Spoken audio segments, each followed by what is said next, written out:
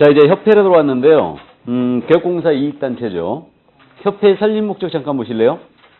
협회 설립 목적. 개업공인인사인 공인인계사, 중개인 포함이고요. 개업공사인 공인인사는 그 자질 향상 및 품위 유지와 중개에 관한 제도의 개선 및 운영의 업무를 효율적으로 수행하기 위하여 공인사협회를 설립할 수 있다 이랬어요. 따라서 협회 설립은 임의사항이라는 얘기죠. 그 다음에 설립할 수 있다로 되어 있으니까 복수협회 설립도 가능합니다.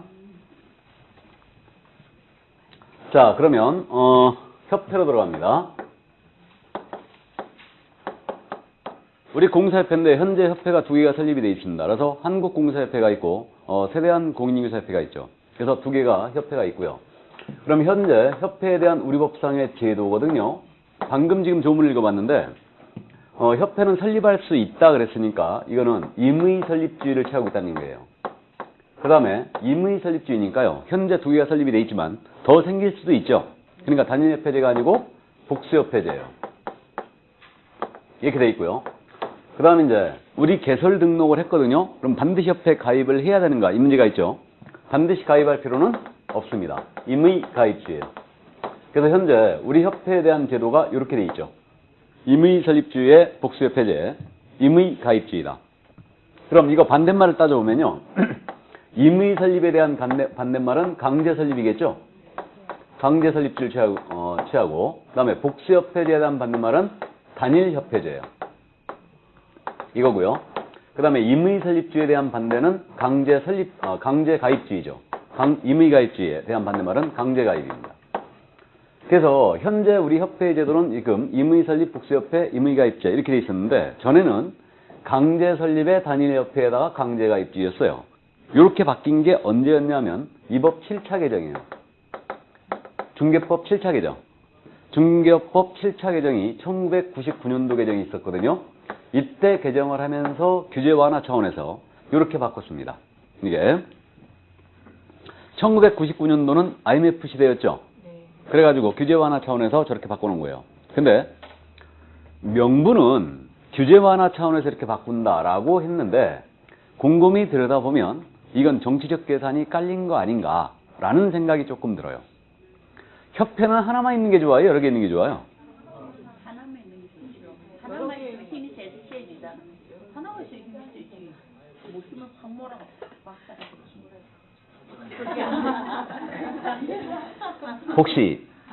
혹시 제야에 계십니까? 법문 출신이에요. 아, 그러세요? 잘렸구나.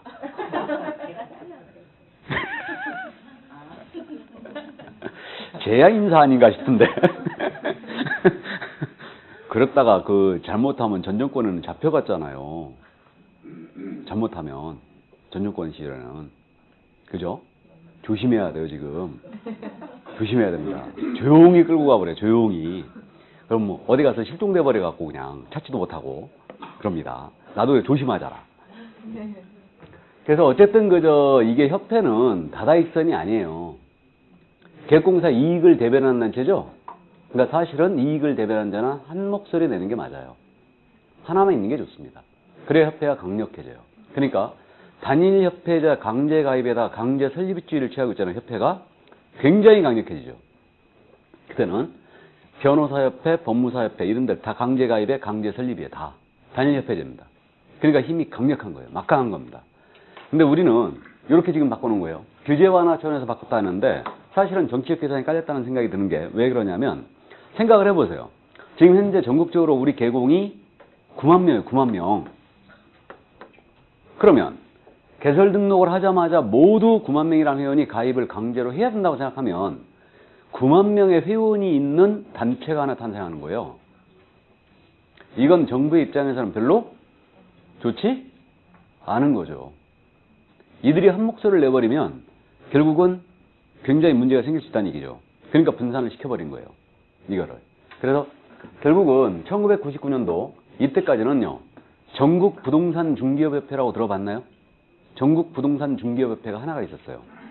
강제 가입이었죠, 다. 그랬다가 99년도에 이렇게 딱 푸니까 대한공사협회가 바로 생겼어요. 대한공사협회가. 그래서 대한공사협회가 생겨갖고 두 협회가 존재했죠. 그랬다가 둘이 의견이 안 맞을 때가 많았어요. 둘이. 그래가지고 결국은 그 목적을 달성한 걸로 보입니다. 이거를. 그래가지고 이제 통합 작업을 들어갔죠. 둘이. 우리 협회 2개 두지 말고 하나만 가자. 그래가지고 통합 작업 들어갔어요. 그러니까 2004년부터 통합을 시작해갖고 2005년도인가 6년도에 통합이 완성이 됐어요. 그래가지고 이제 하나로 출발한 거죠. 그래서 한국공인중개사협회로 이제 출범이 된 겁니다. 그랬다가 12년도 최근에 세대한공사협회가 생긴 거예요. 최근에 또. 그래갖고 이제 실무하시는 분들은 협회가 하나다 보니까 해주는 일도 없는데 협회비 더럽게 많이 받아가고 말이에요. 공제비 가지고 또 이거 횡포를 부리더라 이거요. 그래가지고 이 실무하시는 분들은 협회는 여러 개 있는 게 좋다라고 주장을 하는데 사실은 궁극적으로 보면 이거는 장기적으로 봐서는 협회 하나 있는 게 좋습니다. 그래야 이제 중개법 개정안이라든가 이런 거에 한 목소리를 낼 수 있는 거예요. 그래야 이제 우리한테 사실 유리해지죠, 이게. 그래서 현재 이렇게 지금 돼 있다는 거. 그래가지고 지금 현재 협회가 2개가 존재를 하고 있는 겁니다. 그래서 이제 대한공사협회가 지금 현재 부동산 전국 부동산 중개협회로 이제 통합이 되면서 같이 사실 대한공사협회 그 지부장들이 지금도 이거를 승인을 못 하고 안 하고 이거를 갖다가 계속적으로 개별적으로 하는 사람들이 있어요. 개별적으로 활동하는 사람들이 있습니다. 이게 어쨌든 뭐 이권이 개입됐기 때문에 좀 그래요. 이거는 자 그래서 현재 협회 제도는 이렇게 돼 있고요. 그럼 이 협회의 성격은 어떻게 돼 있냐? 협회의 성격은 협회는 법인으로 한다 그랬어요. 법인으로. 그럼 법인은 크게 분류하면 영리법인이 있고 비영리법인이 있죠. 그러니까 협회는 당연히 비영리법인이겠죠. 비영리법인이고 법인을 또 사단법인과 재단법인으로 구분하거든요. 그럼 협회는 당연히 사단법인입니다. 이 사단법인이라는 얘기는 사람이 일정한 목적을 위하여 모인 단체. 이게 사단법인이고요. 재단법인은 재산이 일정한 목적을 위하여 모인 단체를 말하죠. 그래서 협회는 비영리 사단법인의 성격을 띠고 있습니다. 이거. 그럼 원래 비영리법인은 민법이 규율하거든요. 영리법인은 무슨 법이 규율하겠어요? 상법이 규율합니다. 그럼 비영리법은 원래 모법이 민법이에요. 그러니까 우리 법에 협회에 관한 규정이 없잖아요. 그럼 민법 중에 사단법인 규정을 준용합니다. 끌어다 써요. 예, 이렇게 돼 있고요. 그 다음에 협회는 지금 현재 국토교통부 장관의 인가라는 걸 받아 설립을 하고 있습니다. 그래서 인가주의를 취하고 있어요. 이 법인 설립을 할 때는요, 뭐 자유설립주의, 인가주의, 준칙주의, 허가주의, 특허주의, 뭐 여러 가지가 있는데 이 중에 우리는 인가주의를 취하고 있습니다. 인가라는 말은 설립 요건을 다 맞춰갖고 인가 신청 들어갔잖아요. 그럼 국토부 장관이 이거 거부할 수가 없어요. 그래서 요건에 적합하다면 반드시 인가를 해줘야 되는데, 즉 재량권이 없는 행위라는 얘기입니다. 반드시 해줘야 돼요. 인가를 해주게 돼 있습니다. 그래서 근데 그 정도만 이해합니다. 재량권이 없는 행위다. 근데 허가주의를 취한다면은 재량권이 있다라는 얘기죠. 그 얘기입니다. 그래서 이 협회의 성격은 현재 비영리 사단법인으로서 국토부 장관의 인가를 받아 설립하고 있는 인가주의를 취하고 있다. 이 정도.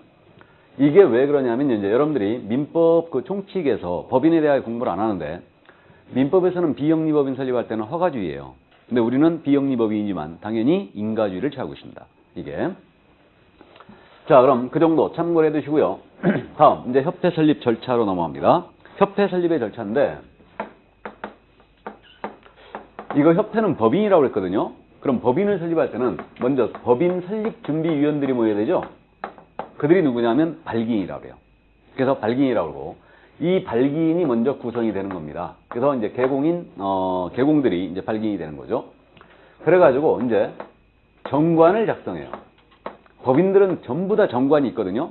그래서 이제 이 정관은 법인들은 다 갖고 있는데 기본이 되는 준칙을 정관이라 합니다. 기본이 되는 준칙. 근데 쉽게 얘기하면 협회 회칙이에요. 그래서 협회 회칙을 정관을 작성을 합니다. 이때 정관 작성 발기인 수 제한이 있어요. 그래서 정관을 작성하는 발기인 수는 300명 이상이 작성을 해줘야 됩니다. 300명 이상이 모여서 정관을 작성해요. 그리고 이들은 모두 이 정관에 서명 날인을 합니다. 이거를. 그래서 발기인들이 300명 이상이 정관을 모여서 작성을 하고요. 작성이 됐잖아요. 그럼 작성이 되면 협회 설립을 위한 창립총회를 엽니다. 창립총회 하는데 이때 창립총회에서 작성된 정관에 대하여 과반수 의결로 통과를 시켜야 돼요. 출석회원 과반수 의결로 통과를 시키는데 이때 창립총회 출석해야 되는 개공의 수가 있어요. 회원인 개공사 몇 명 이상 출석해야 되냐면요. 600명 이상은 출석을 해줘야 돼요. 600명 이상은 출석을 해줘야 되고요. 이거 분산요건 필요하거든요. 이때 이 600명 이상은요. 서울특별시에서는 100명 이상이 출석을 해줘야 되고요. 나머지 광역시와 도 있죠? 광역시와 도에서는 각 20명 이상의 계공이 출석을 해줘야 됩니다. 그래서 협회 설립을 위한 창립총회는 토탈 600인 이상이 출석을 하되 서울에서만 100명 이상, 나머지 광역시와 도에서는 각 20명 이상이에요. 왜 서울에서만 특별히 100명 이상 출석하도록 해놨냐면요. 우리 전체 계공의 30% 이상이 서울에 모여 있어요. 그렇기 때문에 서울에서만 회원인 계공이 100명 이상입니다. 그럼 우리 경기도에서는 몇 명 이상 출석하면 되는 거예요? 20명 이상. 그래서 전국 회원을 다 확보하라는 얘기입니다. 이거를. 그래서 이제 숫자 많이 나왔죠? 나중에 이제 숫자는 배수라는 걸 기억할 거예요. 300, 600, 120이죠. 이렇게. 그래서 이제 이렇게 기억할 건데, 어쨌든 창립총회에서 정관을 의결을 했습니다. 그럼 이제 국토교통부 장관에게 인가를 들어가요. 그래서 요 인가 신청하는데, 이거는 인가권자는 당연히 국토교통부 장관입니다. 그래서 협회 설립 인가를 받고요. 이제 주된 사무소 소재에서 3주간 내에 설립 등기를 내요. 그래서 협회 설립 등기를 하게 되면 최종적으로 협회가 성립이 됩니다. 이게 바로 협회 설립 절차였어요. 그래서 일단 발기인 구성되고 정관 작성하는데 300명 이상이 모여서 정관을 작성하고 창립총회 600명 이상이 모여서 정관을 과반수 의결을 보고요. 그 다음에 인가를 받고요. 설립 등기를 함으로써 최종적으로 협회가 성립이 됩니다. 이게. 자, 그러면 협회 절차를 받고요. 설립 절차를 받고 이제 52쪽에 협회 조직으로 넘어갑니다. 이 협회 현재 조직은 어떻게 되어 있냐면요. 지금 우리 법에 규정은 없지만 당연히 총회가 있어요. 사단법에는 전부 다 총회를 민법에 따라서 두게 되어 있습니다. 총회라는 게 있고요. 그 다음에 이제 주된 사무소가 있겠죠. 이게 이제 본점이에요. 그 다음에 시도 지부가 있고요. 시, 군, 구, 시회가 있습니다. 그래서 일단 조직은 이렇게 이제 구성이 되는데 우리 법의 총회에 관하여 이제 총회를 둔다 이런 규정은 없지만 총회를 반드시 둬야 되고요. 우리 법에 규정이 있는 것은 총회에서 어떤 사항을 의결했지 않습니까? 그래서 총회에서 어떤 사항을 의결하게 되면 이건 중요 사항을 의결했어요. 그러니까 국토부 장관에게 이건 지체 없이 보고하게 되어 있습니다. 총회에 의결한 사항은. 그래서 감독을 용이하게 해서 총회에서 어떤 사항을 의결했다. 그러면 그 의결한 사항에 대해서 국토부 장관에게 지체 없이 보고를 하도록 되어 있습니다. 그리고 이제 주된 사무소가 있어요. 본점인데 전에는 협회 주된 사무소는 서울특별시에 둔다라는 규정이 있었거든요. 근데 이 규정을 삭제해버렸어요. 삭제했습니다. 이건 과도한 규정이었고 삭제했어요. 그래서 현재 그 한국공사협회는 저기 봉천동에 있습니다. 서울대 있고 거기에 있고요. 그 세대항공사협회는 신도림에 있죠. 본점이 일단 그래서 이제 그렇게 돼 있고요. 그다음 이제 지부나 지회, 지부는 시나 도회, 지회는 시군 구에 정관이 정하는 바에 따라 둘 수 있다 이랬어요. 둘 수 있다. 그러면 지부나 지회는 꼭 둬야 되는 거 아니죠? 그래서 이건 임의조직이에요. 근데 본점은 당연히 있어야 되죠. 뭐 법인이니까 이거는. 그래서 이제 본점은 경기도에 두던 어디다 두던 아무 관계가 없습니다. 그래서 이제 정관이 정하는 바에 따라 두면 되는데 여기 시나도에 다음에 지회는 시군구에 둘 수 있다요. 임의조직이면 이해되고.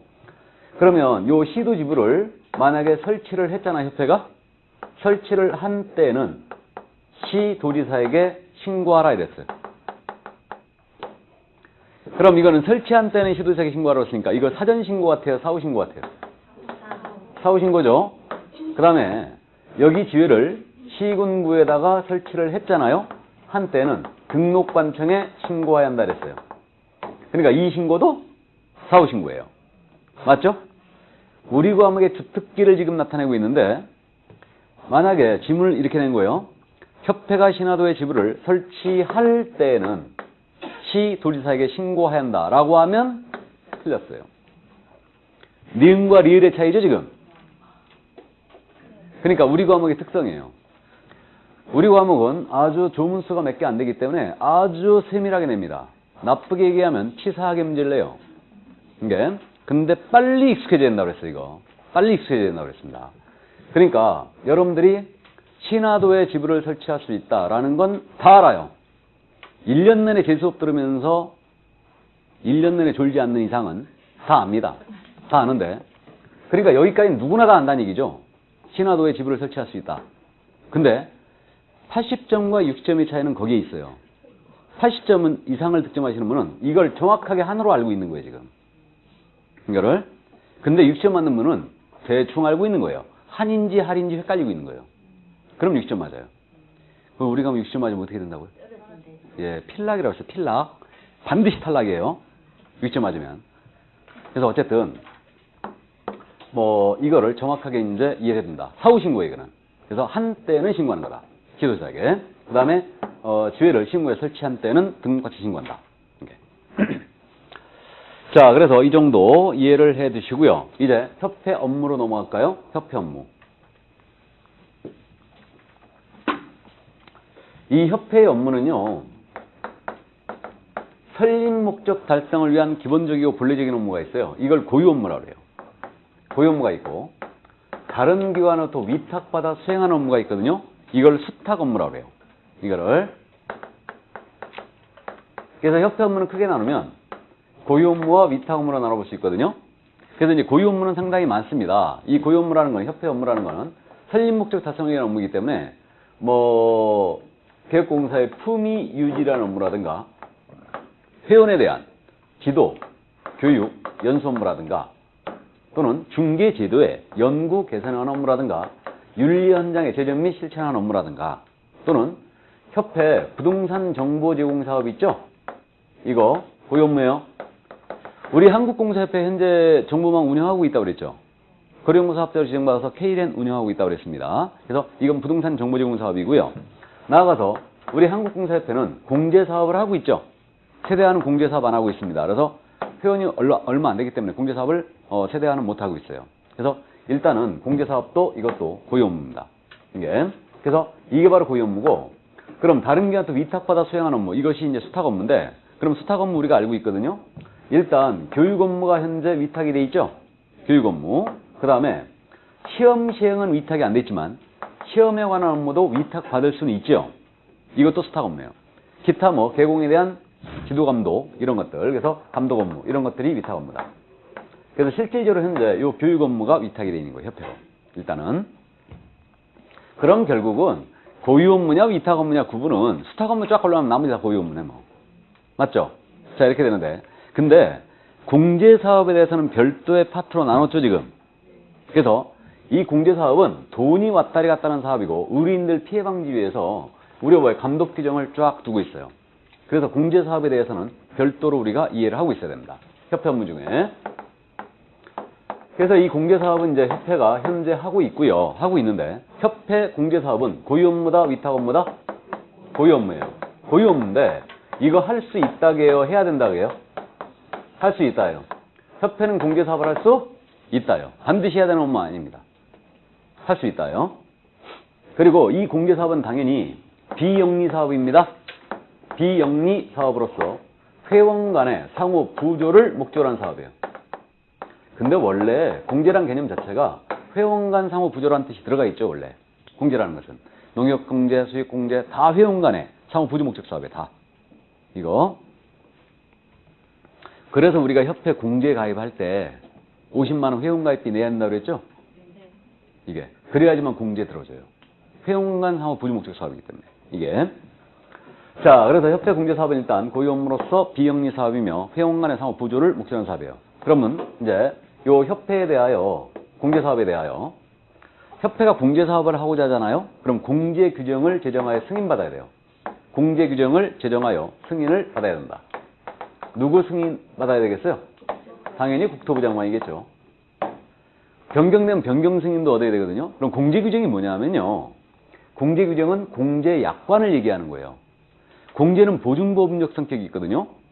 그래서 이제 보증보험 성격이기 때문에 이거는 그 약관, 공제 약관을 우리는 공제 규정이라고 해요. 그 여러분들 보험 가입하시면 보험 약관 보내오죠. 보험 약관. 우리 공제 가입은 공제 약관이죠, 이게. 이게 공제 규정이에요. 이게. 그래서 공제 규정을 제정하여 승인을 받아야 되고요. 그 다음에 협회가 공제 사업 하지 않습니까? 그럼 책임 준비금이라는 게 있어요. 책임 준비금을 적립을 하도록 되어 있는데 그 적립 비율은 공제료 수입액의 100분의 10 이상으로 해야 된다 그랬어요. 그러니까 10분의 1 이상으로 적립을 해줘야 돼요. 10% 이상으로. 그럼 이게 무슨 얘기냐면 책임 준비비라는 말이 나왔거든요. 이거 공제라는 것은 이게 중개사고 났을 때 개업공사가 손해배상을 해야 되는데 안 하게 되면 여기서 대신해 준다고 그랬죠. 이게. 그렇기 때문에 이게 중개사고 났을 때 즉시 지급할 수 있도록 공제료 수입액 중에 일정 금액을 써버리지 말고 보유하라는 얘기예요. 이게 책임 준비금입니다. 그래서 예를 들어 만약에 우리 9만 명 회원 중에 한 5만 명 정도가 공제에 가입했다고 가정을 해볼까요? 5만 명이? 그럼 연간 이들이 한 사람당 1억 가입하게 되면 얼마 낸다고 그랬어요? 19만 8천 원인가 낸다고 그랬죠, 이거? 그럼 대략 20만 원 잡고, 그러면 5만 명이 연간 20만 원을 내는 거예요, 지금. 20만 원을? 그럼 총 수입액이 얼마 되는 거예요? 예? 1억이에요, 10억이에요, 100억이에요? 만에만 100원, 1,000원. 100억이죠? 만만은 억이고 20 곱하기 5는 100이니까 100억이죠. 이게 100억입니다. 그러니까 이 금액, 이 자금이 어디로 흘러가는가를 정확하게 보겠다는 얘기죠, 이게. 그럼 책임준비금은 이 공제료 수입액 중에 10% 이상은 써버리지 말고 보유하라는 얘기죠, 이거. 10억 이상을 적립하라는 얘기예요. 그 얘기입니다.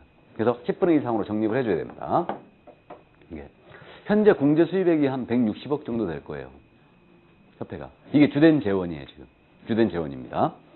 그래서 이 책임준비금, 이것을 10% 이상으로 적립을 하는데, 이걸 그럼 책임준비금을 다른 용도로 쓴다. 이걸 전용이라고 그래요, 전용. 다른 용도로 쓰고자 할 때는 미리 승인받아야 돼요. 국토부 장관 승인사항입니다. 이거. 의료인 피해방지로 해서 이제 협회가 돈 없다고 이거 지금 못 해버리면 안 되잖아요. 그러니까 전용 승인을 받게 돼 있고요. 그 다음에 협회 공제사업에 대한 회계 있지 않습니까? 공제사업 회계는 별도의 회계로 관리하게 돼 있어요. 회계 분리 의무가 있습니다. 그러니까 협회가 부동산 정보제공 사업 같은 거 같이 하고 있잖아요, 지금. 그럼 이거 수입액과 이거 수입액을 달리 관리하라는 얘기예요. 공제사업은 별도로 관리해야 돼요. 자금 흐름을 확실히 보겠다는 얘기예요. 이게. 녹화가 되고 있어 적나라하게 얘기 못 하겠는데 어쨌든. 그래서 자금 흐름을 확실히 보겠다는 얘기고. 자, 그 다음에 이제 공제사업 운영 실적 있잖아요. 공제사업 운영 실적에 대하여 공시도 하게 돼 있어요. 실적 공시하게 돼 있는데, 이건 회계연도가 종료가 됐잖아요. 회계연도가 종료가 되면 3개월입니다. 3개월 내에 이걸 공시하게 돼 있어요. 그래서 대차도표, 감사보고서, 손익계산서 이런 것들. 그래서 이제 공시를 하게 돼 있는데, 이건 어디다 공시하게 되냐면 협회부가 있습니다. 협회에서 발행하는 잡지나 신문, 협회부에 공시를 하거나 또는 일간신문에 해줘야 돼요. 이게 해줘야 되고, 협회가 인터넷 홈페이지 운영하고 있겠죠. 홈페이지 있어요. 그래서 인터넷 홈페이지에는 게시를 해놓게 돼 있습니다. 이렇게. 몇 개월 내에 공시하라고요? 3개월. 그럼 이거네요. 2015년도, 2015년도 공제사업 실적은 2016년도 3월 31일까지 공시 나가야 돼요. 나가야 됩니다. 이거 안 하면 500만 원 이하의 과태료거든요. 근데 우리 한국공사협회 홈피 들어가고 2014년도 실적을 한번 볼까? 그래 봤더니 아무리 봐도 홈피 게시가 안 돼 있어. 이게 500만 원 과태료인데 잃어버릴까? 그건 포상금 없어요. 그래서 어쨌든 3개월 내에 나갑니다. 이거는 그 회사 다니시면서 재무 쪽이나 회계 쪽에 계신 분은 이거 아실 텐데, 우리 주식회사들 1년간 실적을 3월 30, 다음에 3월 31일까지 공시 나가잖아요. 신문 보면 대체대표 공시 나오잖아요. 결산공고를 해갖고. 못 봤어요? 네, 그래서 어쨌든 이렇게 3개월 내에 나갑니다. 이건 기업들 결산공고 나가는 거랑 똑같아요. 그래서 이제 이거는 공시하게 되어 있습니다. 그 다음에 또 개선명령도 내릴 수 있다고 되어 있네요. 개선명령. 그래서 이제 요 공제사업에 대하여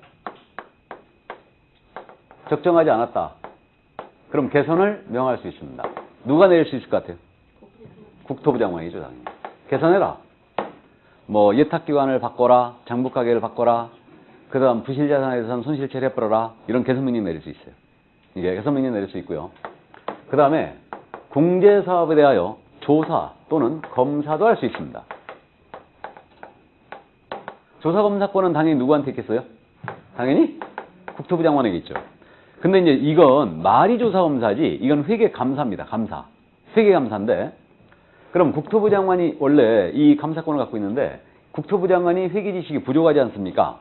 그러니까 국토교통부 장관은 금융감독원장이죠. 금융감독원장에게 조사검사를 요청할 수 있어요.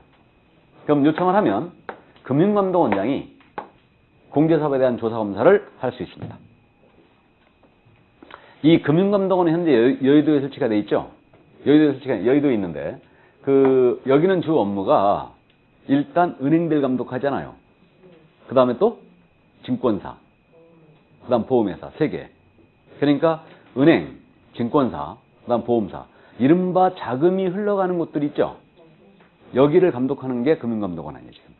그러니까 여기는 조사과라는 데가 있거든요. 조사과라는 데가 있는데 여기는 CPA들이 많이 모여 있어요. 공인회계사들이. 그러니까 공인회계사들이 많이 모여 있기 때문에 국토부 장관이 여기가 전문기관입니다. 여기다가 요청해갖고 조사검사를 할 수 있다는 얘기죠. 이게. 자, 그럼 조사검사권 국장에게 있고요. 개선명령도 내릴 수 있다. 그 다음에 재무건전성도 유지하래요. 그래서 자산, 자본, 유동성 비율에 대한 일정 재무건전성 기준을 유지시켜야 됩니다. 그래서 파산해버리면 안 되기 때문에 법인이니까. 그래서 재무건전성을 일정 유지를 하도록 규정을 두고 있고요. 그 다음에 이제 넘어가게 되면 운영위원회라는 게 있죠, 지금. 운영위원회가 있는데 공제사업을 심의하고 감독을 하기 위해서 협회 운영위를 두도록 되어 있습니다. 그래서 이 운영위는 협회에 지금 현재 설치가 되어 있는 필수기관이에요. 그래서 위원들 19명으로 구성되는 필수기관입니다. 이 정도만 일단 기억을 해주세요. 운영위원회에 대해서는. 공제사업을 심의하고 감독을 하기 위해서, 그러니까 공제금을 지급할 거냐 말 거냐 이런 결정을 여기서 해요. 여기서 결정하고 그 다음에 이제 감독, 공제사업에 대한 감독도 운영위원회를 이제 둠으로써 여기서 이제 감독을 합니다. 그래서 위원회 수는 19명 이내로 일단 구성을 하게 되어 있습니다. 이거. 그 다음 이제 마지막으로 협회에 대한 임원에 대한 징계 해임도 요구할 수 있어요. 임원에 대한 징계해라 하고 해임도 요구해라 하고 요구할 수 있습니다. 누가 요구할 수 있겠습니까? 당연히 국장이겠죠. 그래서 공제사업의 건전성을 해칠 우려가 있다. 그래서 업무 집행이 적정하지 않았다. 그러면 공제사업에 대하여 이제 이 임원에 대한 징계 해임을 요구할 수 있고, 나아가서 임원이 집행한 업무 있죠. 업무에 대해서 시정도 명할 수 있어요. 시정해라 하고 시정명령도 발동할 수 있습니다. 그럼 임원 저놈 잘라버려라 하고 국토부 장관이 요청했거든요. 그럼 잘라야 되게요? 안 잘라도 되게요? 잘라야 됩니다. 안 자르면 500만 원 이하 과태료 이거. 그러니까 잘라야 돼요. 그래서 이렇게 이제 공제사업을 의료인 피해 방지를 해서 이런 규정을 두고 있는 거죠. 근데 느끼실지 모르겠지만 우리는 법 악용에 대한 안 좋은 추억이 있죠. 그동안 역대 군부정권에서 법을 악용한 안 좋은 사례들이 있잖아요, 지금. 그래서 법 취지가 원래 이거는 의료인들 피해 방지를 위해서 이렇게 만들어 놨는데 이것을 악용하면 협회에 대한 자율성을 무지하게 해칠 수 있죠. 그잖아요? 다른 거 몰라도 이거 있죠. 빨리 받으세요.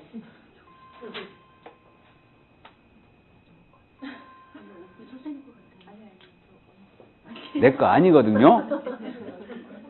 지금 모른 척하고 가만히 있는데 지금. 그래서 어쨌든 이거 하나만 딱 발동해도 협회를 발칵 뒤집어 놓을 수 있죠. 이거 하나만 발동해도.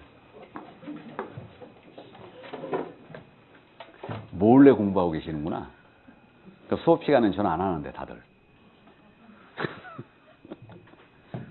그래서 결국은 그게 지난주에 우리가 중개보수 하면서 제가 아주 무지하게 열을 받아 했는데 올해 지금 중개보수 5월 달에 개정이 되면서 OP 부분, 그 다음에 6억 9억 구한대, 그 다음에 이제 3억 6억 구한대 그걸 개정을 하면서 이거 못 받아들인다. 이건 생존권 위협이다. 그래갖고 시청학 광장에 모인 거 아니에요. 개공들이 다 모였었어요. 다 모였었는데 그날 파업 결의를 했던 걸로 알고 있습니다. 제가 알기로 파업을 한다 하고 결의를 했어요.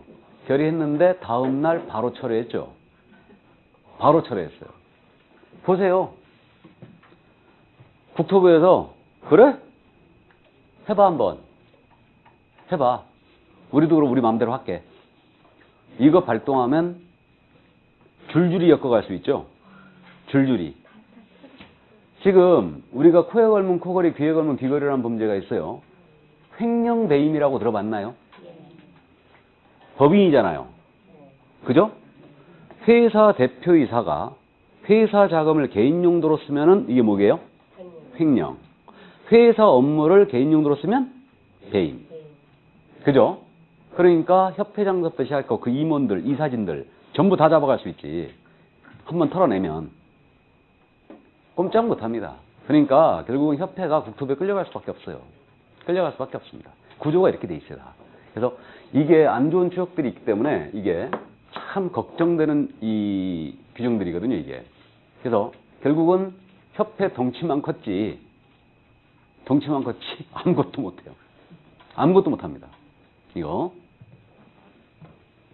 그래서 참 답답한 현실이죠. 이게. 답답한 현실이에요. 자, 그래서 어쨌든 공제사업에 대한 감독 규정들 이용되시고 그 협회에 대한 감독이거든요. 감독은 이제 조직에서 지금 우리는 같이 나와 있는데 협회 조직이 지금 이제 주된 사무소 지부지회가 있다고 해서 이렇게 있는데 협회에 대한 모든 감독권이 있죠. 모든 감독권은 국토교통부장관에게 있습니다. 이 자리에 있어요. 감독권은. 그러니까 무슨 얘기냐면 주의할 점이 지부를 설치했다. 그럼 시도지사에 신고하라고 했죠. 주회를 설치하게 되면은 등록거치에 신고하는 거예요. 근데 신고는 이들에게 하지만 지부지회까지 누가 감독하느냐? 국장이 다. 그래서 직접 국장이 소속 공무원을 보내서 조사 검사를 할 수 있고요. 나아가서 업무에 대한 보고 명령을 지부에 직접 내릴 수 있어요. 국장이. 그렇기 때문에 모든 감독권은 누구한테 있다? 국장에게 있다. 그렇게 이제 기억해 주시기 바랍니다. 그래서 일단 거기까지. 이게 바로 협회에 대한 감독이었어요. 이게. 자, 그러면 이제 협회에 대하여 다 봤습니다. 다 봤고 55쪽에 지도 감독으로 들어갑니다. 지도 감독. 참고로 나중에 이제 아시겠지만 우리 과목의 가장 어려운 부분을 골라라. 그러면 바로 다름 아닌 지도 감독. 이게 가장 어렵다고 하실 거예요. 나중에. 왜 그러냐면 이 지도 감독이 모두 암기를 해야 되거든요. 다 암기사항이에요, 이거. 제재에 관한 부분인데 전부 다 암기사항이기 때문에 여러분들이 가장 난코스로 지금 여기고 있고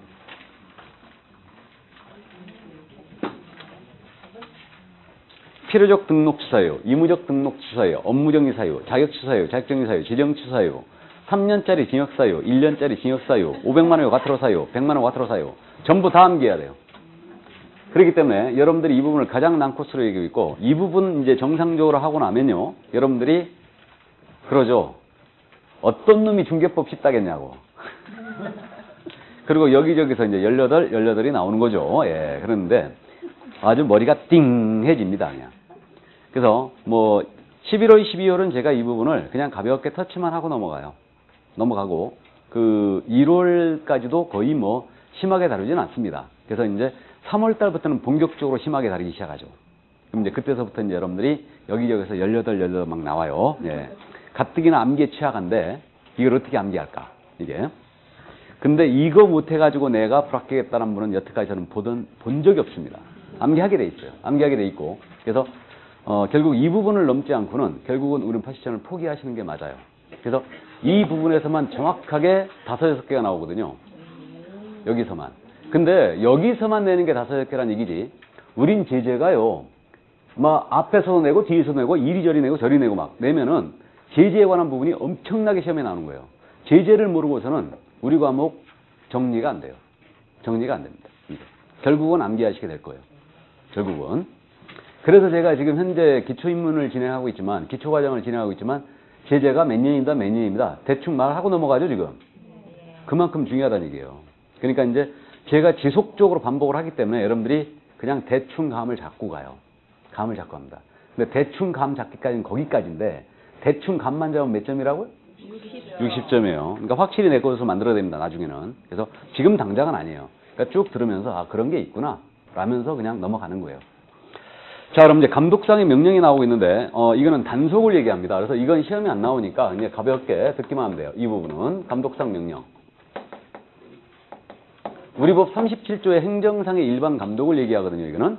그래서 이제 37조에 있는 근거하는 건데 그 의 부분이 있죠. 이게 37조 조문이에요. 그래서 잠깐 읽어드립니다.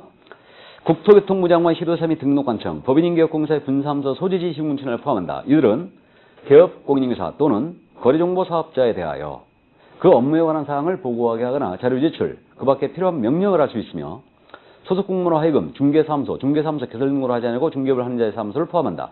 얘 출입하여 장부 서류 등을 조사 또는 검사하게 할 수 있다. 이게 감독상 명령에 대한 일반 통칙 규정입니다. 협회에 대한 감독은 누가 한다고 그랬어요?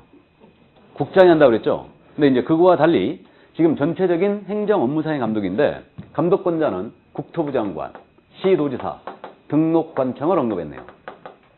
이 셋은 개업 공인인계사나 거래정보사업자예요. 이 자에 대하여 업무에 대한 보고명령, 자료출 명령을 내릴 수 있어요. 이걸 행정명령이라고 해요. 행정명령이라고 그러고 소속 공무원을 보내서 조사 또는 검사하게 할 수 있습니다. 이걸 행정조사라 합니다. 그래서 국토부 장관은 개공에 대한 감독권이 있다는 얘기죠. 시도지사 개공에 대한 감독권이 있다는 얘기죠. 등록관청은 당연히 개업공사에 대한 감독권이 있어요. 당연히 있습니다. 그래서 이 셋은 감독권이 있다. 이렇게. 그래서 이 둘에 대한 감독을 할 수 있습니다. 그래서 업무에 대한 보고명령 직접 내릴 수 있고요. 소속 공무원에서 조사검사 하게 할 수도 있습니다. 이때 나가시는 소속 공무원은요. 공무원증과 조사검사 증명서를 내보여야 돼요. 내보이고 조사검사 할 수 있습니다. 이때 어떤 경우에 감독할 수 있냐. 그 감독 사유는 정해져 있는데 그 감독 사유는 먼저 부동산 투기 등 거래 동향 파악을 위해서 할 수 있고 누가 진정서냈어요. 그래서 위반 사실을 확인하기 위해서 감독할 수도 있고요. 나아가서 등록 취소라든가 업무 정지 처분을 위해서도 감독을 할 수 있고요. 나아가서 공인인계사의 자격 취소나 자격 정지를 위해서도 감독할 수 있습니다. 이렇게. 이게 바로 감독상 명령이다. 그래서 이제 지금은 춥기 때문에 감독을 안 나가죠. 안 나가는데 내년 봄쯤에 이제 2월 달 정도, 구정 정도 지나면 이제 날씨가 풀리기 시작하면서 감독을 샬샬 나오죠. 개구리만 나오는 게 아니고 감독도 나옵니다. 이게. 그래서 감독은 통상적으로 이제 상반기 감독, 하반기 감독 이렇게 나눠서 지금 감독을 많이 하는데 그래서 그 공무원이 이제 감독을 돌아요. 등록관청에서 감독을 돕니다. 근데 이제 등록관청에서 나오는 감독은 그래도 비교적 우리 협회하고 이제 짝짝꿍이 협회하고 친하기 때문에 이제 협회에서 일단 알려줍니다. 오늘 여기 미금 지역에 감독 나가니까 그리 아세요 하면은 문 닫고 쉬어라 이 얘기예요. 그러니까 문 닫고 쫙 쉬면 돼. 그 나라 아주 카페가 난리죠, 이거. 분양사무소 같은 데도 아주 난립니다, 그냥. 감독 나온다 하면 거기다 가서 앉아 있는 거지. 문 닫고 다. 이게. 문 닫고 도망가 버려요, 다. 예? 나중에 한번 당해보세요. 그럼 아셔요. 왜 도망가는지. 그렇죠. 지나가다가 그냥 마음에 안 들면 쓱 들어가서 그냥 하는 거죠, 이게. 그래서 이제 그렇게 하는데, 어쨌든 뭐 2인 1조, 3인 1조 감독 돌아요. 그런 식으로 들어오는데, 그 중개사무가 이렇게 있으면 이제 들어오잖아요. 그럼 이제 들어오고, 우리가 이제 공무원증, 뭐 차고 다니는 경우도 있고요. 이제 목걸이 걸고 가는 경우도 있고, 내 보이죠, 일단. 그 다음에 조사검사에서 내 보이게 돼 있어요. 내 보이게 돼 있는데, 그래서 이제 감독 들어오면 이제 이렇게 들어오지 않습니까? 2인 1조, 3인 1조 들어오면, 이제 2명이 들어왔다. 그럼 이제 1명은 이제 개공한테 일단 명함들 다 달라고 그래요. 명함. 명함 왜 달라고 하겠어? 네? 고용신고 들어왔는가? 체크죠. 명함은 있는데 고용신고 안 들어왔어. 명단에. 그러면 바로 업무정지. 그래서 명함을 받아요. 그러니까 이거 고용신고 안 하면 사무소에 명함 비치하면 안 돼요. 그러니까 명함 비치해놓고 하잖아, 다. 그잖아요? 그러니까 문 닫고 도망가야지, 당연히. 그죠? 그리고 이제 한 사람은 벽을 보죠, 이렇게. 뭘 본다는 얘기예요? 게시를 보는 거예요. 이게. 그리고 이제 명함 달라고 하고요. 그 다음 이제 서류 보자게요. 서류. 그래서 이제 요즘은 개인정보보호법 때문에 서류를 보자는 이유가 이제 개인정보보호법에 대해서 많이 체크를 하고 있습니다. 관리 실태가 어떻게 되고 있는가. 그러니까 계약서라든가 설명서 같은 거는 전부 다 시건양치에 보관을 해야 돼요. 이거는 실무 강의인데 돈 내고 배워야 되는데 원래. 그래서 이제 그렇게 하고요. 통상 그래서 이제 시건양치가 있는데 보관을 하게 돼 있어요. 계약서 보관해야 되잖아, 우리. 여기는 개인 신상정보 다 들어가 있잖아요. 그렇기 때문에 이거 분실하면 문제가 아주 심각해집니다. 그러니까 시건양치가 있는데 꼭 보관이 돼 있는가. 이런 걸 이제 다 체크하고 서류 사인을 제대로 하고 있는가. 이런 거 다 봐요. 다 넘겨보면서 이제 봅니다. 전에는 영수증 갖고 많이 걸렸어요. 전에는 영수증 교부제도가 있었어요. 그러니까 그 계약서가 있고 설명서가 있고 영수증까지 보관이 딱 돼 있어야 되는데 영수증 없어가지고 중개보수 받았다는 영수증 지금은 없거든요. 이게 없는데 요거 영수증 때문에 전에는 많이 걸렸어요. 많이 걸렸는데 지금은 이제 영수증은 아닌데 요즘은 근데 현금 영수증 본다니까. 현금연수는 끊어줬는가? 이게. 그래갖고 이제 그런 식으로 감독을 합니다. 이게. 그래서 원래는 이제 현금연수 부분은 세무서 부분이잖아요. 세무서 부분인데 등록관청에서 감독한다니까, 그렇게. 이게. 그래갖고 아주 수석스러워 죽겠어. 그래갖고 이제 그 서류 보관을 할 때, 그만하죠. 뭐 녹화하고 있는데. 그래서 어쨌든 그래서 어쨌든 이런 식으로 이제 감독을 해요. 이게 바로 감독상 명령입니다. 이게. 그러면 이제 들어오면서 또 명칭 보죠. 간판. 간판 같은 거. 그러니까 간판이 제대로 걸어져 있고 대표 명칭 들어가 있는가. 간판에 간판이 실명되어 있다고 그랬죠? 개공의 이름 들어가 있어야 돼요. 이게. 그래서 이제 그런 것들을 보면서 감독을 해요. 우리 지금 송도 쪽에는요, 아주 11월, 12월 달 아주 잡자고 작정을 했어요, 지금. 작정을 해가지고, 허구한 날 놀아, 허구한 날. 그래갖고 문 닫고 도망가 버리잖아요, 다. 문 닫고 도망가는데, 뭐라고 그랬냐면, 문 닫고 도망간 데만 다시 나오겠다, 그런 거예요. 이게. 그쪽만 집중적으로 나가겠다. 그러니까, 할 수 없이 다 고용신고 다 했잖아요. 고용신고 다 했어요, 그래서 할 수 없이. 이게. 그 소공사 때문에 도망간 거거든. 소공사 때문에. 그 다음에 이제 문제가 될 만한 그런 계약서들은 사무소에 보관하면 안 되지. 문제가 될 만한 거라면 어떤 걸 얘기하는지 뭐 짐작하실 테고. 그래서 이제 그런 것들은 별도로 보관해야 되죠? 어디다 보관해야 돼? 지하실 음료지 어떻게 하라고?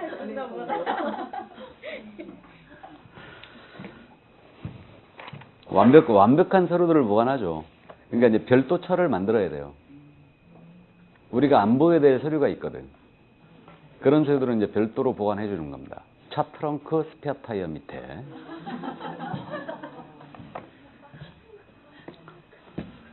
개공들은 차 있어야 되겠죠? 그것도 시건양치가 잘 된 차 있어야 돼. 시건양치가 잘 된 차들 있어야 됩니다. 시건장치, 시동장치 말고 시건, 장두는 거 잊어버리면 안 되니까. 개공이 만약에 업무정지 위반, 개공이 감독상 명령을 위반했다. 감독 나왔는데 잠깐 기다려보세요. 문 닫고 도망가 버렸어요, 그냥. 그러면 감독상 명령 위반이에요. 업무정지. 거래정보사업자 감독상 명령 위반했잖아요. 거래정보사업자는 500만 원 이하의 과태료. 거래정보사업자는 업무정지가 없어요. 왜 없는지 짐작되죠? 거래정보사업자는 정보망을 설치하고 운영하는 자 아니에요. 근데 이자에 대해 영업정지 때려버리면 정보망 올라가 있는 물건 어떻게 하라고. 그죠? 그러니까 대신에 거래정보사업자는 500만 원 이하의 과태료예요. 이게. 자, 그래서 그 정도 참고해 두시고요. 이제 56조 본론으로 갑니다. 행정처분으로 들어가요. 여기서부터가 이제 본론입니다. 여기서부터가 행정처분.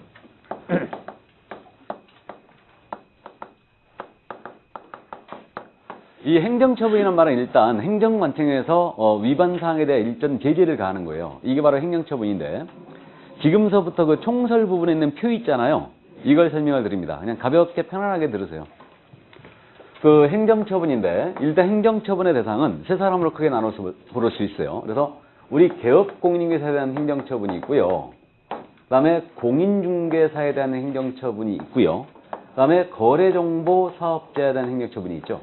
그래서 행정처분의 대상은 이렇게 세 사람으로 분류됩니다. 여러분, 공인중개사에는 소공이 들어가 있죠? 소공이 들어가 있는데, 그럼 지금 현재 우리 중기업 종사자 중에 누가 빠진 것 같아요? 중개보조원 빠졌죠? 그러니까 중개보조원은 행정처분 대상이 안 되는 거예요. 왜? 보조원은 등록도 없고 자격도 없거든요. 그러니까 행정제재 대상이 되지 않습니다. 중개보조원은. 그럼 이제 개공에 대한, 개업공사에 대한 행정처분의 종류는, 개공은 등록을 했지 않습니까? 그러니까 등록 취소 처분이 있어요. 이게 있고, 그 다음에 영업정지 우리 뭐라고 한다고요? 영업정지를 업무정지라고 부른다, 우리는. 업무정지. 업무정지는 최고가 몇 개월이라고 그랬어요? 6개월. 그래서 6월 이하의 업무정지가 있습니다. 이게. 그 다음에 공인중개사는 자격이 있지 않습니까? 그러니까 자격 취소 처분이 있죠. 공인중개사는 자격 취소 처분이 있고, 그 다음에 또 하나가 자격 정지 처분이 있어요. 이렇게 나뉩니다. 그럼 자격정지도 역시 최고가 6개월이에요. 우리는 정지처분이 다 6개월입니다. 최고는. 그래서 6개월로 돼 있죠. 그 다음에 거래정보사업자는, 거래정보사업자 행정처분이 얘는 지정을 받은 거죠. 지정 취소가 있어요. 이게 행정처분이에요. 이게. 그러니까 우리는 처음 지금 하고 있잖아요. 명심할 점입니다. 우리 법에서 행정처분이라는 것은 이 5가지를 말하는 거다. 개업공사에 대해서는 등록 취소, 업무 정지. 공사에 대해서는 자격 취소, 자격 정지. 거래연구사업자에 대해서는 지정 취소 처분. 그래서 등록 취소, 업무 정지, 자격 취소, 자격 정지, 지정 취소. 이게 행정처분이에요. 이게 행정처분입니다. 그다음 등록 취소는요. 다시 2가지로 나눠지는데 반드시 그 사유에 해당되면 등록을 취소해야 합니다. 이게 있어요. 등록을 취소해야 한다가 있는데 이걸 앞에서 제가 언급했습니다. 이걸 저는 필요적 등록 취소라고 부른다고 그랬죠. 반드시 등록을 취소해야 된다. 필요적 등록 취소라고 부른다고 그랬고 줄여서 필취. 다른 분들은 이것을 절대적 등록 취소 또는 기속 취소라고 부르고 있어요. 그래서 저는 필취, 다른 분들은 절대적 등록 취소, 절등치 뭐 이렇게도 부르는데 어쨌든 좋아요. 그래서 필요적 등록 취소가 있고요. 등록을 취소할 수 있다가 있어요. 이걸 저는 의무적 등록 취소라고 부르고 줄여서 임취라고 부릅니다. 이걸 다른 분들은 상대적 등록 취소 또는 재량 취소라고도 불러요. 그래서 등록 취소는 다시 필취와 임취로 나누는 겁니다. 이게. 그러면 여기서 이거 행정처분을 누가 권한 행사하느냐, 기속이냐 재량이냐 이런 문제가 있는데 잠깐만 따져보죠. 하여야 한다 할 수 있다는데 이건 어려운 얘기인데 필치는 말 그대로 기속행위라고 그래요. 임치는 말 그대로 재량행위예요. 이거. 기속이 무슨 말인지 아시죠? 그 사유에 해당되면 재량권 행사할 수 없고요. 반드시 해야 됩니다. 그러니까 필요적 등록 취소에 우리 개업공사가 해당이 됐다. 그럼 등록관청은 반드시 등록을 취소해야 된다는 얘기죠? 재량권 행사할 수 없어요. 봐줄 수 없다는 얘기입니다. 이게 기속이라고 그래요. 재량권이 없는 행위. 그럼 업무정지는 6월 이하의 업무정지를 명할 수 있다라고 돼 있거든요. 그럼 이거는 재량행위겠어요? 기속행위겠어요? 재량이죠, 뭐 당연히. 그 다음에 자격 취소는요. 그 사유에 해당되면 자격을 취소해야 한다만 있어요. 그럼 자격 취소에 해당되면 해야 한다니까 이건 기속이다, 재량이다? 기속행위예요. 자격정지는 6월 이하의 자격정지를 명할 수 있다로 돼 있습니다. 그럼 역시 재량행위예요. 지정 취소는 또 지정을 취소할 수 있다만 있어요. 그럼 이거 재량행위겠어요? 기속행위겠어요? 재량이죠. 그러니까 이게 헷갈릴만 하잖아 지금. 그러니까 할 수 있다는지 해야 한다는지 구분해야 돼요. 그럼 예를 들어서 자격 취소는 대표적으로 우리 대여라는 거 공부한 적 있죠. 그래서 자격증을 대여한 자에 대해서는 그 자격을 취소할 수 있다 그러면 X예요. 하여야 한다예요. 무슨 말인지 아십니까? 그러니까 이제 우리 과목의 특징이 이런 거예요. 확실히 구분해야 돼요. 이게 그래서 일단은 나중에 할 일이고 이게 이제 기속과 재량의 문제였고요. 그럼 이 권한을 누가 행사하느냐도 주의하는데 일단 개업공사에 대하여 등록을 누가 해준 거예요? 등록관청이.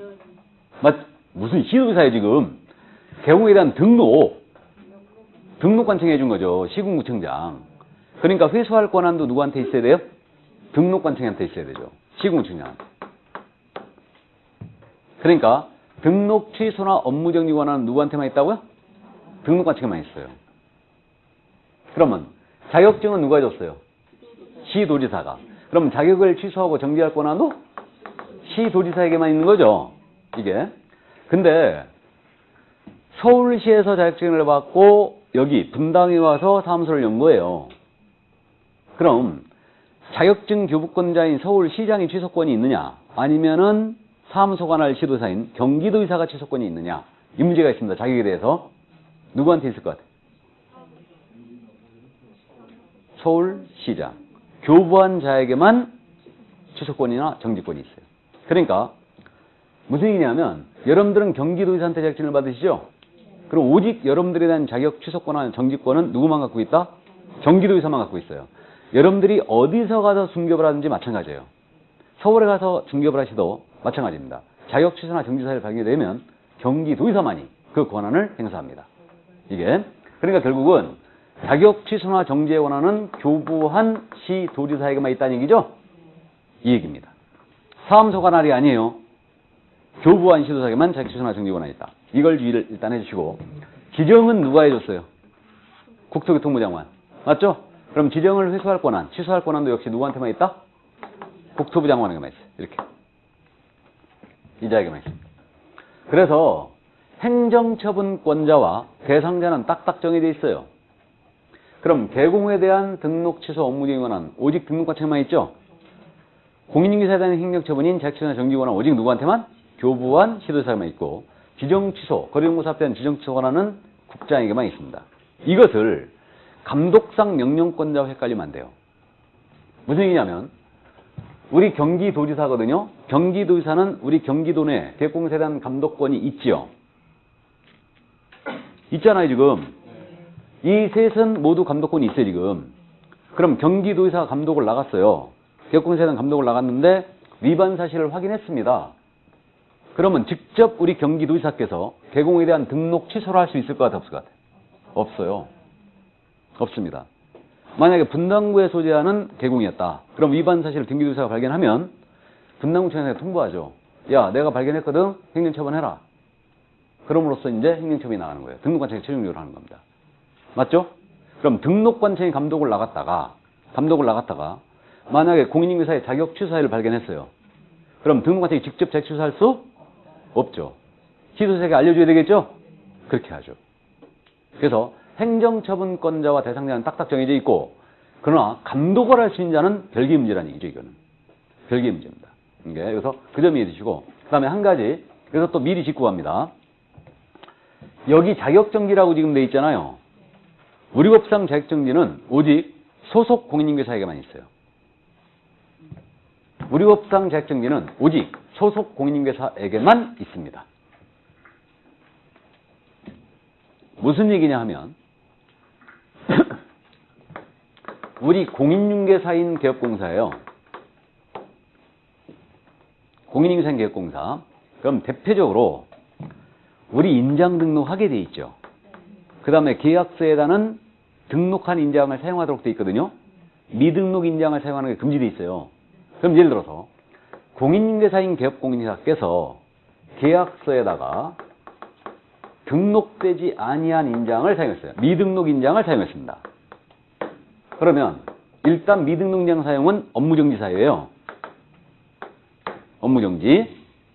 그러면 업무정지 때렸거든요. 그럼 이분은 자격증도 있죠. 자격에 대하여 별도로 정지 때릴 일이 있을 것 같아 없을 것 같아? 없죠. 의미가 없잖아요. 이미 영업정지를 때렸는데 자격에 대하여 별도로 정지를 때릴 일이 없죠. 근데 소속 공인중개사가 만약에 중개행위 했는데 계약서에 도장 찍어야 되죠. 기자가 찍으면서 미등록 인장을 사용했어요. 그럼 소공은 자격 정지가 나가는 거죠. 그러니까 공인중개사인 개공일지라도 이자는 자격 취소는 당할 수 있어요. 공인중개사인 개공이 자격증을 대여해버리면 자격 취소입니다. 근데 자격 정지는 먹을 수가 없어요. 그러니까 자격 정지라는 제도는 오직 누구한테만 나간다? 소공에게만 나가요. 개공은 자격 정지를 먹을 수가 없어요. 개공에는. 또 이해가 안 되는 눈빛이네? 저놈이 지금 무슨 얘기하는 거냐? 지금 그런 건데. 취소하고 정지하고 무슨 차이예요? 취소는 자기 없애버리는 거죠. 아예. 정지는 일단 일정 6개월 이하 기간 동안 일정 기간을 정해서 스톱시키는 거예요. 그냥. 이게. 영업정지. 그거예요. 그래서 업무정지는 실질적으로 우리 영업정지를 말합니다. 이거. 사무소 쉬어야 된다는 얘기죠. 자격정지는 소공만 할 수 있는데 자격정지는 소공이 일을 못해요. 자격정지 먹어버리면. 우리 자격정지 받으면 결격이었잖아요. 그죠? 그러니까 자격정지는 소공한테만 있어요. 개업공사한테는 자격정지가 없습니다. 왜냐하면 의미가 없기 때문에. 그러니까 만약에 계약서에 도장을 안 찍었다. 개공이 도장을 안 찍어버리면 개공은 업무정지예요. 그러면 공인중개사인 개공일지라도 그자는 자격정지를 별도 때리는 게 의미가 없는 거예요. 이미 업무정지 진행되고 있는데. 이해되시죠? 근데 소공이 중개행위인데 계약서에 도장 찍어야 되거든요. 안 찍었다. 소공은 자격정지가 나가는 거죠. 얘는 별도로. 그래서 일단 그 정도. 그냥 기억하세요. 그냥 이해해요. 나중에 자격정지 사유를 쭉 보면 여러분들이 왜 자격정지가 소공에만 있는데 그냥 이해되는데 아직 그걸 안 본 상태에서 지금 설명을 드리면 조금 어려운데 그냥 자격정지는 누구한테만 있다고요? 소공에게만 있어요. 자격 취소는 개공한테도 있을 수 있어요. 맞죠? 만약에 우리 법 위반 징역형 받았다. 개업공사가 공인중개사인 개공이 그럼 자격도 취소, 등록 취소 둘 다 취소예요. 둘 다 취소입니다. 이때는. 그래서 일단 거기까지 이해해 두시고 그러면 행정처분에 대한 개괄적인 사항은 일단 여기까지인데 그 표 밑에 사전 절차부터 볼까요? 그 표 밑에서 두 번째 사전 절차라고 청문 의견 제출 이렇게 돼 있죠. 요거 사전 절차 잠깐 말씀드립니다. 그러면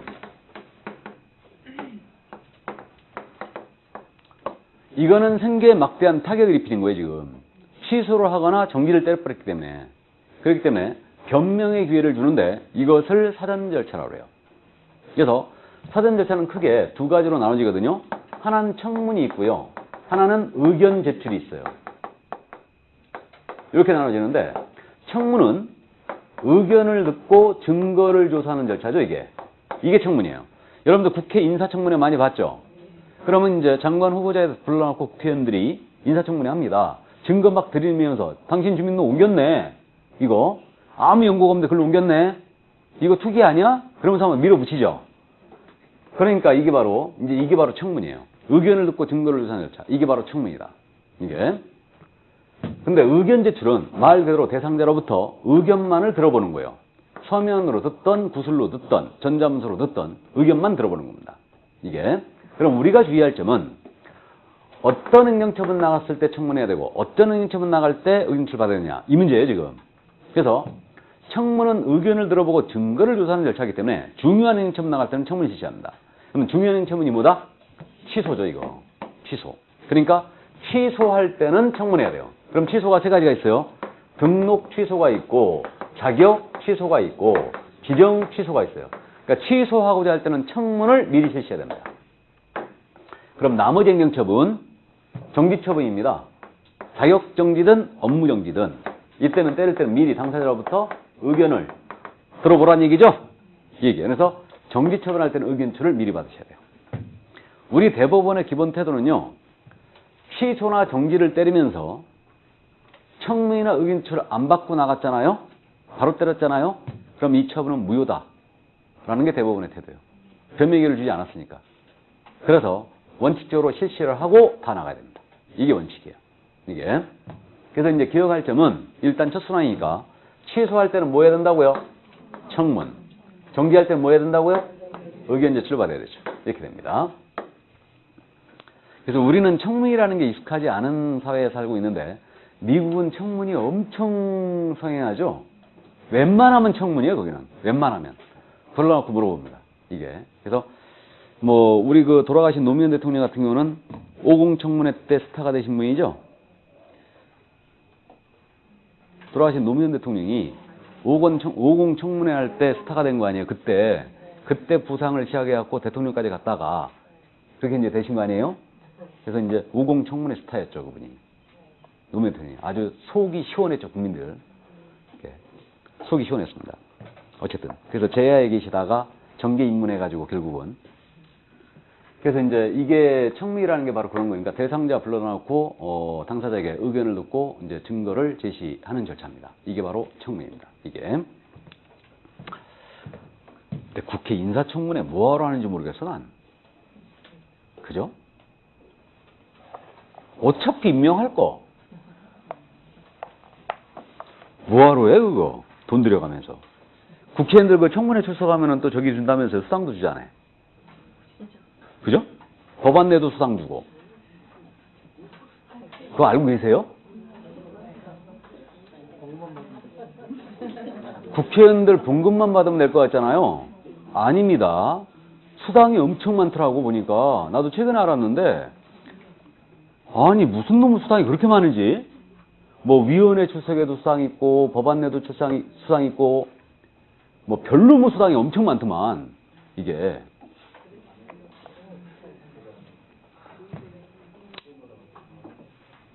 이게 우리 사회가 말이에요. 이게 언제서부터 이렇게 됐는지 모르겠는데 이게 애 학교 때문에 주민등록을 옮기잖아요. 학교 때문에 주민등록을 옮기잖아요. 초등학교. 좋은 학원으로 가겠다고. 원래는 김영삼 대통령 시절이라든가 또는 그 김대중 대통령 시절 이런 때들은 만약에 장관 후보자가 주민등록을 그런 일로 옮겼다. 뭐 탈세를 했다. 취득세를 적게 냈다. 양도세를 들게 했다. 이랬으면 바로 탈락이었거든요. 기억하세요? 그때는 바로 탈락이었어요. 특히 돌아가신 김영삼 대통령 같은 경우는 그 고위공직자들 이런 부분에서 용서를 안 했죠. 아주 엄했죠. 이런 부분에 대해서. 언젠가부턴가는 장관 후보자들이 이거 못한 놈만 병신이요. 그죠? 그러니까 우리가 어떻게 된 거냐면 우리 국민들이 이걸 하도 봐오니까 아 그냥 그렇구나 하고 넘어가 버리는 거예요.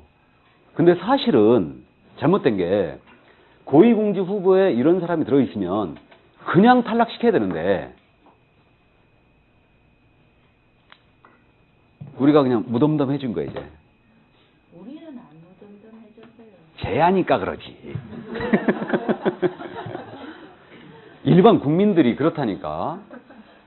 그냥 넘어가는 거. 그러니까 그걸 갖다가 호되게 질책을 하면서 탈락을 시켜버려야 돼. 그러니까 이 선진국가 같은 데는 그렇다면서요. 만약에 고위공직 후보자가 나왔는데 이 사람이 건강보험료를 연체를 한 적이 있는 거야, 한 번. 탈락. 탈락이에요, 탈락. 그러니까 세금 단 한 푼이라도 저런 걸 연체한 사실이 있다. 탈락. 그냥. 바로 탈락. 이게. 그 정도가 이제 선진국이 된 거죠, 그게. 근데 우리는 정확하게 얘기하면 제 기억에 MB 시절서부터 그렇게 된 것 같은데 또 명예훼손 고소할까봐 얘기를 못 하겠는데 그 양반 시절에는 그냥 껐떡한 명예훼손을 고소했죠. 껐떡한 고소했어요 이거 주둥이 닫고 살아라 그 얘기겠지. 그죠? 어쨌든 그래서 청문 좋은 제도입니다. 그 사후 절차가 있는데 이건 좀 쉬었다 할까요? 네, 좀 쉬었다 하죠.